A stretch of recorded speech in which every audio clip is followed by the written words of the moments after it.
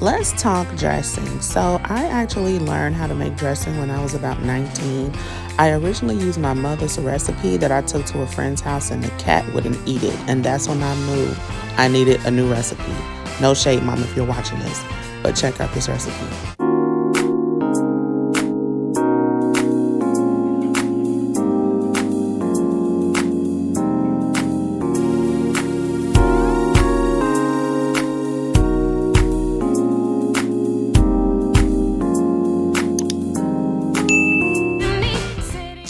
Now, the first thing we're going to do is get our cornbread together. In a perfect world, you want to make your cornbread at least one day before. Let it sit out and dry out because it's going to make the best dressing.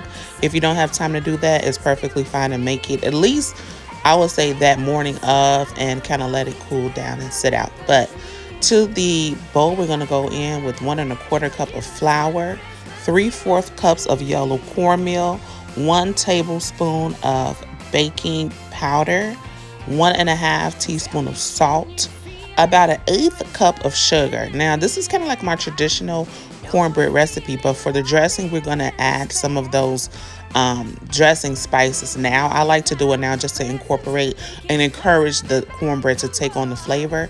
So we're going to add some poultry seasoning, some thyme, some sage, some some garlic powder and onion powder. Now, a tip, these additional seasonings are going to weigh down your cornbread a little bit. So if you don't get the rise that you would get with the basic cornbread, don't be alarmed. That typically happens because those other flavors weigh down the batter a bit.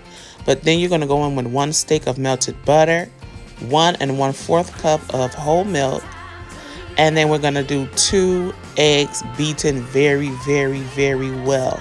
I'm just showing you how well you want to beat them, but you want to go ahead and beat them separately before you add them into your milk and egg. That way you whip enough air into them. Go ahead and combine all of the wet ingredients together, and then we're going to mix it with our dry and blend everything together. Don't over mix it, but you do want it well combined.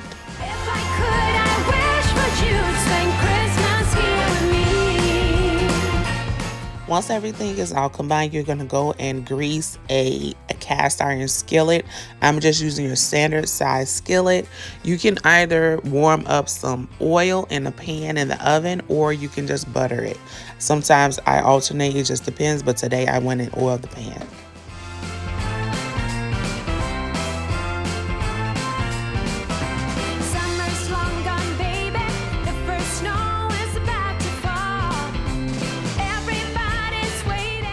Get all of your batter in the pan. You want to go and smooth everything out. You're going to put it in your oven. The oven should be heated at 425 degrees. You're going to bake it between 25 and 30 minutes just until it's brown at top. Now, while the cornbread is baking, we can get started on our broth. Now, when this blue pan comes out, you know some real cooking is happening. This is that good old-fashioned blue rusting pan. You want to go with some chicken thighs. The chicken thighs, to me, I think it flavors the stock better. In my opinion, but you can do what you prefer or use what you have. So we're going to go with, I have about 4 large chicken thighs. We're going to add in our vegetables. I have some baby carrots, about 3 stalks of celery, including the leaves, a medium to large onion, and medium to large green bell pepper. To that, you want to add enough chicken broth to cover the top of the chicken. I did not use the box chicken broth. I used some of the Knorr chicken bouillon seasoning, and I mixed it with water. I just think it's more potent, and I like my dressing to have a rich flavor. Once you get it fully covered, you're going to season it. We're going to do some salt, black pepper, a little bit of Tony Satchel Creole seasoning, some sage, a lot of poultry seasoning, garlic and onion powder, and just a dash of crushed red pepper.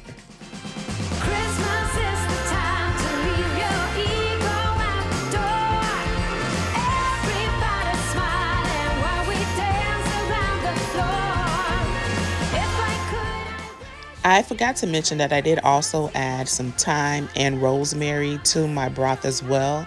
I am going to list all of the ingredients in the description box, but I did want to make note of that in case you're watching and wondering what I'm adding.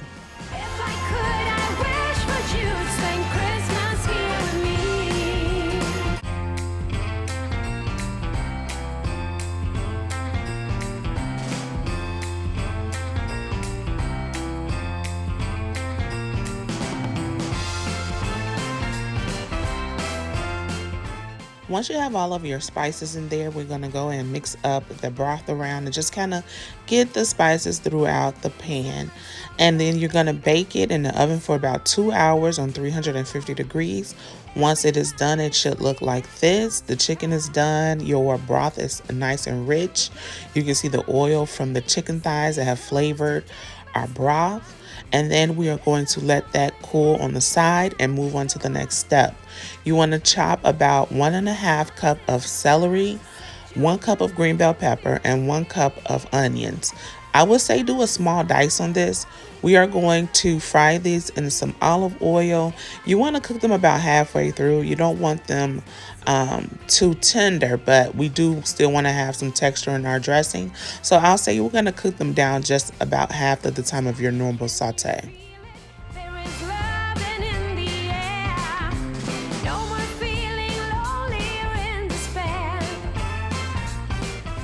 Once your vegetables are sauteed, we're going to take 1 can of cream of celery soup mix, and we're going to cook it in with our vegetables just to loosen it up a bit.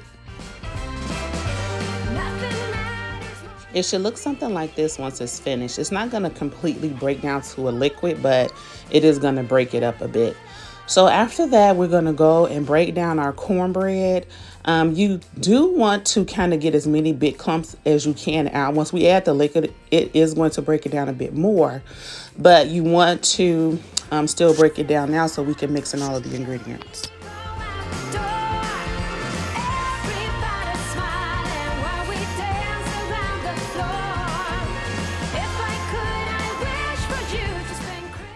And then once you break down your cornbread, we're also going to break down the chicken thighs. Once they've been in the oven that long, these should technically break down themselves. You definitely want to remove the skin. Nobody wants to eat soggy skin in their dressing. But just put that to the side, and then you're going to take out the bone and any cartilage. Now you're going to do a rough chop on this, and we're not going to add this chicken in now. If you add it in now before we get everything mixed together, it's just basically going to shred apart, and you won't have those chunks of chicken. It'll just seem like chicken shreds. So chop the chicken thighs up, and then we're going to set it to the side.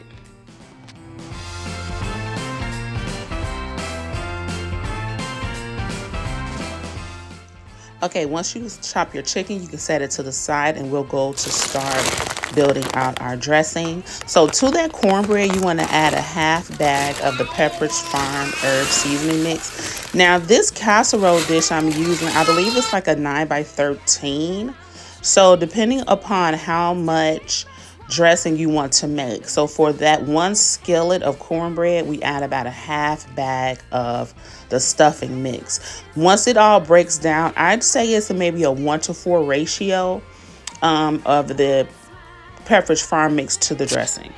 And remember, if you see any big chunks of the cornbread, to go and break those down. Your hand is probably going to be the best tool for this because you can kind of feel around. So once everything is mixed together, we're going to add our sauteed vegetables and celery soup mix, and we're going to mix that into the blend as well.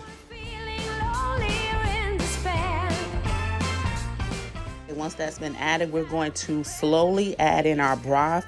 You do not want to add the whole thing because once you put too much liquid in there, there is no going back. So we're gonna add a little bit at a time just until we get the texture that we're looking for. I'd say it's maybe the texture of oatmeal, but I guess you can say more sort of a moister. You'll just keep watching and you'll kind of get an idea of what I mean by that. But add a little bit at a time, mix everything around because that cornbread is just going to absorb that broth. And like I said, we're not adding the chicken until the end because with all this mixing, it's just going to break the chicken down and you almost won't even taste it. So go ahead, 2 or 3, I think I did 3 different, maybe even 4 different rounds. Now those vegetables that are in that pot that we made that stock, if you had like a toddler or a small child and they don't like to eat vegetables, you can take that and hide that in different dishes. But my son is 11 months, so we just had those baby carrots for him that I chopped them into little bite-sized pieces. That works really well. So this is like a 2-in-1, cooking for your home and then also making some homemade baby food.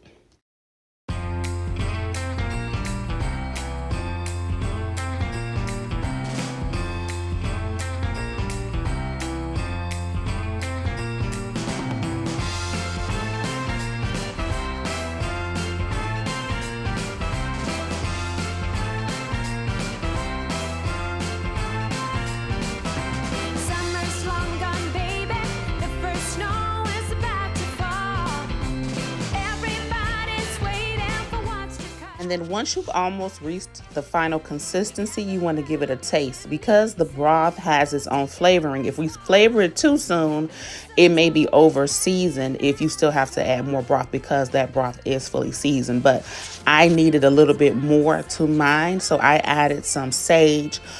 Poultry season is going to be the main seasoning for this. So I actually use more poultry seasoning than sage. Actually, there is sage in the poultry seasoning. So for people who really like that sagey taste, you don't have to worry about sacrificing it because it is in the poultry seasoning. And then I added some garlic powder and a little bit of onion powder.